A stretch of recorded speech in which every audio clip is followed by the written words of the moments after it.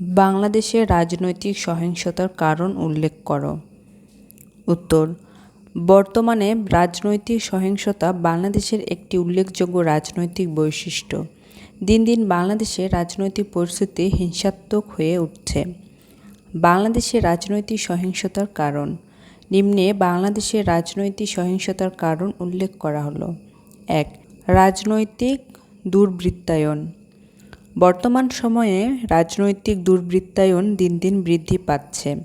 রাজনৈতিক নেতাকর্মীরা হত্যা, টেন্ডারবাজি, দুর্নীতি, অপদখল প্রভৃতি ক্ষেত্রে বেশি ব্যস্ত থাকে। ফলে রাজনৈতিক দুর্বৃত্তায়ন বৃদ্ধি পাচ্ছে, যা রাজনৈতিক সহিংসতায় অন্যতম কারণ।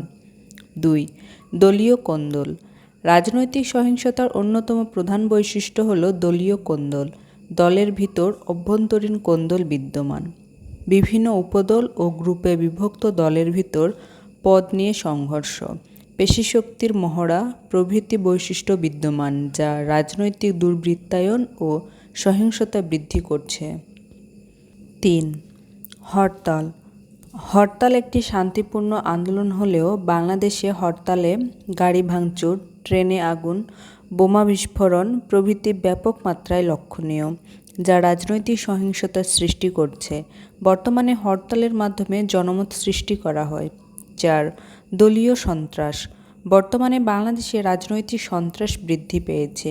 দলীয় নেতাকর্মীরা চাঁদাবাজি, দখলবাজি, অবৈধ অস্ত্রের মহড়া প্রভৃতির মাধ্যমে রাজনৈতিক সহিংসতা বৃদ্ধি করছে। দলীয় সন্ত্রাস রাজনৈতিক সহিংসতা সৃষ্টির অন্যতম প্রধান বৈশিষ্ট্য।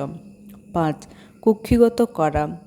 ক্ষমতা কুক্ষিগত করা রাজনৈতিক সহিংসতার অন্যতম কারণ। বাংলাদেশে রাজনৈতিক ক্ষমতা মুষ্টিমেয় কয়েকজনের হাতে মুষ্টিবদ্ধ। ফলে গণতন্ত্রের বিকাশ হচ্ছে না, ক্ষমতা বিকেন্দ্রীকরণ হচ্ছে না, কার্যত ক্ষমতা কুক্ষিগত করে রাজনৈতিক সহিংসতার সৃষ্টি করছে। উপসংহার: উপর্যুক্ত আলোচনা শেষে বলা যায় যে বাংলাদেশে রাজনৈতিক সহিংসতা ক্রমান্বয়ে বৃদ্ধি পাচ্ছে। রাজনৈতিক অস্থিরতা বিদ্যমান থাকলে সামাজিক, অর্থনৈতিক দিক দিয়ে টেকসই উন্নয়ন সম্ভব নয়।